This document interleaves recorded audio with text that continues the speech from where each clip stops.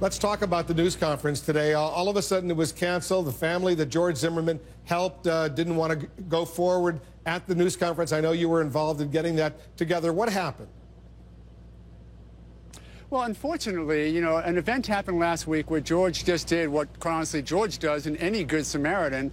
He saw a situation, he helped out, and was actually right there helping pulling out the two kids and their family from an overturned SUV that was smoking and maybe on fire. And he actually was leaving the scene when law enforcement came up, fire department came up, recognized who he was, and just talked to him for a few minutes. The frustration I had that the family who really wanted to thank George for doing what he did publicly, in talking to other people, family members and friends, realized that in any way connecting yourself with George Zimmerman is right now very toxic. So though they wanted to thank him publicly, they thought that they could not for the possibility of blowback against them. Because you know, out there in the social media world out there on Twitter, and a lot of people are saying, well, maybe there was no such accident to begin with. This was all made up. And I know you want to respond to that.